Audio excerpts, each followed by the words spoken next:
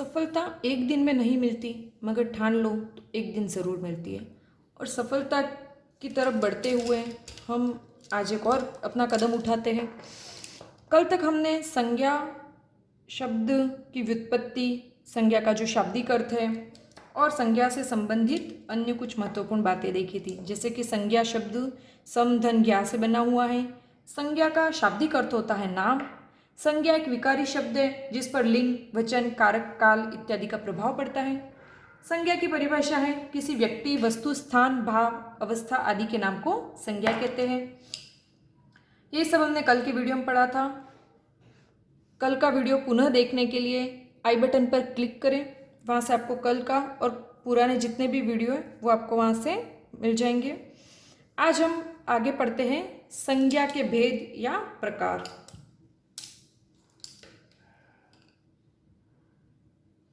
संज्ञा के कितने भेद होते हैं? संज्ञा के मुख्यतः 3 भेद या 3 प्रकार होते हैं।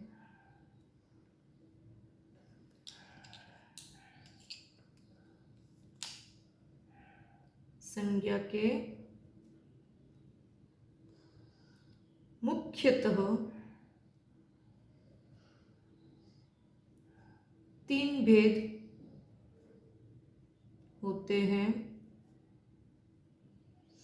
और इन 3 के अलावा भी 2 भेद अन्य होते हैं। इस तरीके से संज्ञा के 5 भेद होते हैं। प्रश्न की भाषा के अनुसार उसका उत्तर होगा। संज्ञा के कितने भेद होते हैं? तो यदि ऑप्शन में 5 है तो आपको 5 पे क्लिक करना है, लेकिन अगर 5 नहीं है तो आपको मुख्यतः 3 भेदों पे क्लिक करना। संज्ञा के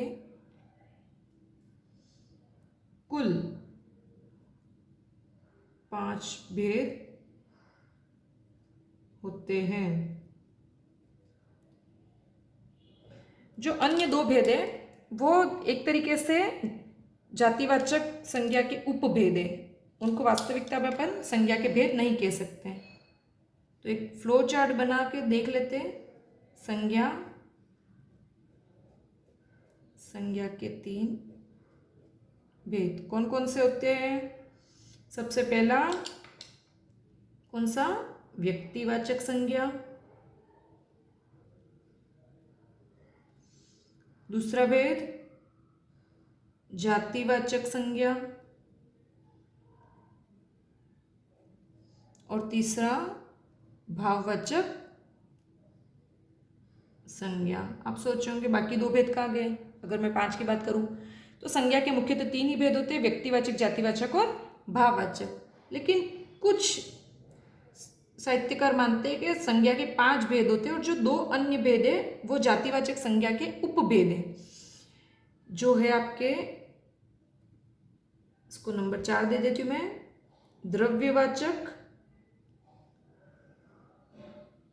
द्रव्यवाचक संज्ञा और समूह, 5वां है समूहवाचक संज्ञा, या इसी समूहवाचक को समुदायवाचक संज्ञा भी कहा जाता है। इस तरीके से संज्ञा के 5 भेद है। संज्ञा के मुख्यतः 3 भेद होते हैं और संज्ञा के कुल मिलाकर 5 भेद होते हैं, व्यक्तिवाचक, जातिवाचक और भाववाचक। व्यक्तिवाचक संज्ञा जो उसके 2 रूप होते हैं, द्रव्यवाचक और समूहवाचक संज्ञा। इस तरीके से संज्ञा के 5। एक छोटा सा चार्ट बना करके मैं अंतर बताते हुए संज्ञा आपको पढ़ाऊंगी। उसके बाद एक एक संज्ञा को विस्तृत में पढ़ेंगे, लेकिन एक बार हम सबसे पहले एक चार्ट बना देते हैं, जिस चार्ट के माध्यम से आपके दिमाग में एक मोटा मोटा जो इसका आइडिया लग जाएगा कि संज्ञा की पहचान कैसे की जाए। तो संज्ञा की पहचान करने के लिए ये तरीका है। संज्ञा के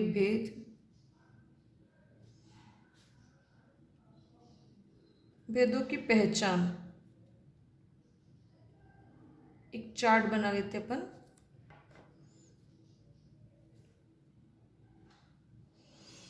तो हमने संज्ञा के 5 भेदों के नाम लिख दिए, व्यक्तिवाचक, जातिवाचक, भाववाचक, द्रव्यवाचक और समूहवाचक। आप सोचोगे कि भाई जातिवाचक के 2 उपभेद है तो भी यहाँ क्यों लिखा है, लेकिन हम अंतर करते हुए इसको समझ रहे, इसलिए मैंने इनको एक पंक्ति में एक साथ ही लिख दिया है। व्यक्तिवाचक जो संज्ञा होती है उसमें विशेष का बोध होता है, चाहे वो व्यक्ति विशेष हो, जाति विशेष हो, स्थान विशेष हो। विशेष का बोध। जो संज्ञा शब्द कराए वो व्यक्तिवाचक संज्ञा होती है। जो जातिवाचक होती है उसमें जो शब्द अपनी संपूर्ण जाति का बोध कराता है, अपनी पूरी पूरी जाति, संपूर्ण जाति का बोध।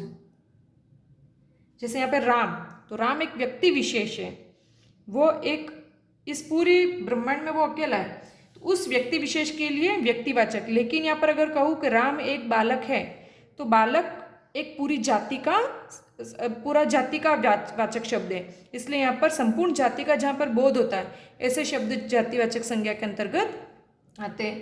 भाववाचक संज्ञा में भाव नाम से स्पष्ट है, जिसमें भाव या विचार होता है, तो भावों का बोध जो कराया जाता है, अर्थात जिन चीज़ों को महसूस कर सकते, देख नहीं सकते, छू नहीं सकते, ऐसे जितने भी शब्द होंगे वो हमारे भाववाचक संज्ञा के अंतर्गत आएंगे। द्रव्यवाचक, द्रव्य का मतलब होता है तरल, तो इसमें तरल पदार्थ भी, तरल धातु जितने भी आगे सोना चांदी लोहा है ना, धातु इत्यादि पदार्थ, धातु पदार्थ जिन्हें तोला या नापा जाए, वो सब किस में आएंगे? अपने द्रव्यवाचक संज्ञा में। और समूहवाचक, समूह नाम से स्पष्ट होता है, समूह मतलब जिसमें एक बहुत सारे लोगों का या बहुत सारी चीज़ों का एक साथ हमें समुदाय का बोध होता है, तो इसमें हमें संपूर्ण समूह, समूह बोधक या एक से अधिक चीज़ों का जो ढेर को, गुच्छा को, झुंड को, वो सब आ जाएगा हमारे इसके अंतर्गत। अब एक छोटे से इन सब का विभाजन भी देख लेते हैं अपन। प्राणी, संज्ञा किसे कहते हैं? तो किसी व्यक्ति, वस्तु, स्थान के नाम। प्राणी का अर्थ होता है व्यक्ति, ठीक है, प्राणी या व्यक्ति। तो प्राणी या व्यक्ति, तो व्यक्तिवाचक संज्ञा में प्राणी या व्यक्ति कौन कौन हो सकते हैं? तो जैसे कि मैं कहूँ राम,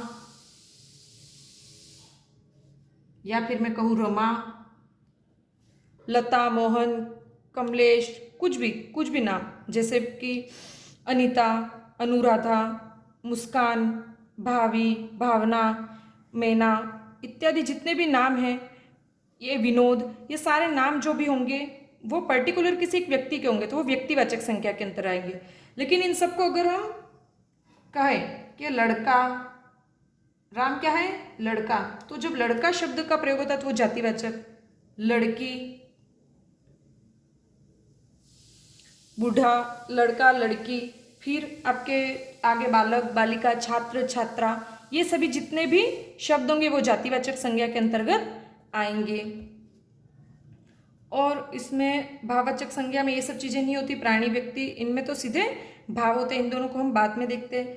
यहाँ पर आओ डायरेक्ट समूहवाचक संज्ञा में। समूहवाचक संज्ञा में अगर प्राणी और व्यक्ति का समूह है, तो जैसे अपन कह सकते हैं भारतीय सेना, या सेना शब्द ही अपने आप में, सेना सैनिक अकेला होता है, लेकिन सेना एक बहुत सारे लोगों का झुंड होती है। छात्र संघ,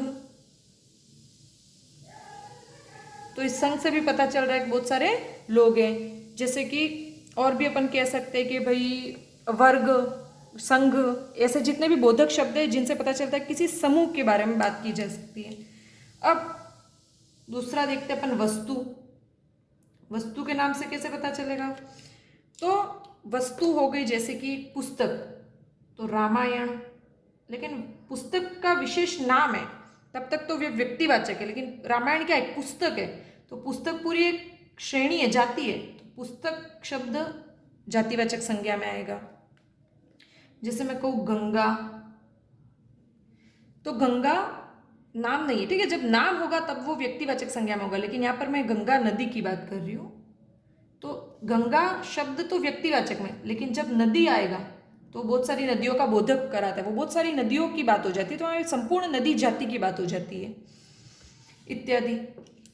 यहाँ पर भी हम देखते हैं वस्तु के श्रेणी में, तो जैसे चाबियों का गुच्छा, बहुत सारी चाबियाँ हैं, चाबियों का गुच्छा, की बंच। तो ये हो गया हमारे वस्तु में।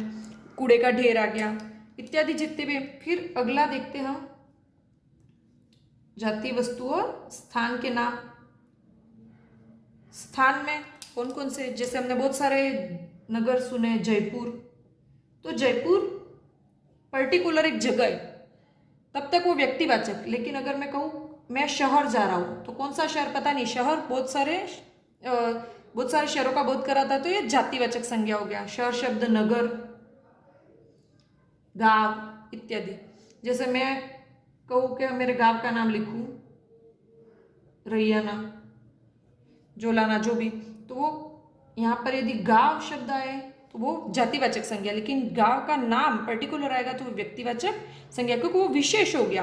कहा है ना, विशेष का जो बोध करा है वो व्यक्तिवाचक संज्ञा होती है। और भी हम कह सकते हैं जैसे कि भारत, भारत एक देश विशेष है तो वो व्यक्तिवाचक, लेकिन देश का नाम तो व्यक्तिवाचक, लेकिन देश शब्द जातिवाचक संज्ञा के अंतर्गत आएगा। जैसे कि जलसा, कुछ लोग अपने घरों का नाम भी रखते हैं, जैसे अमिताभ बच्चन के घर का नाम जलसा है, तो यदि यहाँ पे जलसा लिखूं और अमिताभ बच्चन जी के घर का नाम जलसा है, तो यहाँ पे जलसा के नीचे अगर अंडरलाइन होगी तो वो घर विशेष की बात हो रही, तो व्यक्तिवाचक। लेकिन घर इत्यादि जो शब्द आते हैं वो जातिवाचक संज्ञा के अंतर्गत आते हैं। थोड़ा सा हम यहाँ पर भी देख लेते हैं। इनको कैटेगरी वाइज हम नहीं बांट सकते जैसे इन चीज़ों को बांटा, लेकिन भावों के अंतर्गत कौन कौन से भाव आएंगे, तो जैसे कि अच्छाई, अच्छाई एक भाव है। बुराई, मित्रता, शत्रुता, बचपन, बचपन को हम देख नहीं सकते, भाव है। बूढ़ापा, बूढ़ा व्यक्ति देखा जा सकता है ना, वो जातिवाचक में हो जाएगा। लेकिन बूढ़ापा, ये इसको देखा नहीं जा सकता। बूढ़ापा एक जीवन की अवस्था है। जवानी, बुढ़ापा, अच्छाई, मित्रता, शत्रु, गर्मी, तो ये सब गर्मी, ठंड, ये सारी चीजें आ गई हमारे। जैसे हम कह सकते हैं लड़ाई झगड़ा, ये सभी भाव है। इसलिए जिनको देखा नहीं जा सकता है, जिनको सिर्फ महसूस किया जा सकता है, तो वो सब भाववाचक संज्ञा के अंतर्गत। अब आते हैं तरल या द्रव्यवाचक। मैंने कहा कि जो धातु पदार्थ होंगे, जो तरल चीजें होंगी, जिनको नापा या तोला जाता है, वो सब द्रव्यवाचक संज्ञा में आएंगे। जैसे हम क्या क्या तोल के लेते हैं, तेल, दूध, दही, छाछ, सोना, सोना गोल्ड है ना यहाँ पर, सोना चांदी, ठीक है। उसके बाद आगे यहाँ पर है चाय, मिट्टी, लोहा इत्यादि। तो एक छोटी सी हमने सारणी बना ली है, जिसके माध्यम से हम समझ, एक मोटा मोटा हमारे को ध्यान आ गया कि भाई ये जो शब्द है वो इस वाले संज्ञा के अंतर्गत है। व्यक्तिवाचक संज्ञा में व्यक्ति विशेष का बोध होगा, जातिवाचक संज्ञा में संपूर्ण जाति का, भाववाचक संज्ञा में जिनको हम देख नहीं सकते, छू नहीं सकते, सिर्फ महसूस कर सकते, उन भावों का भाव आएंगे। द्रव्यवाचक में तरल धातु पदार्थ जिनको तोला या नापा जाता है, और समूहवाचक में संपूर्ण समूह या एक बंच का पूरे का जिसमें बोध होता है, वो सब समूहवाचक संज्ञा में आएंगे। अगर आपको मेरा आज का वीडियो अच्छा लगा तो इसे लाइक, शेयर एंड सब्सक्राइब करें। कल से हम एक एक संज्ञा के भेद को लेकर उसे विस्तृत में पढ़ेंगे। तो कल हम शुरू करेंगे व्यक्तिवाचक संज्ञा। तब तक के लिए धन्यवाद।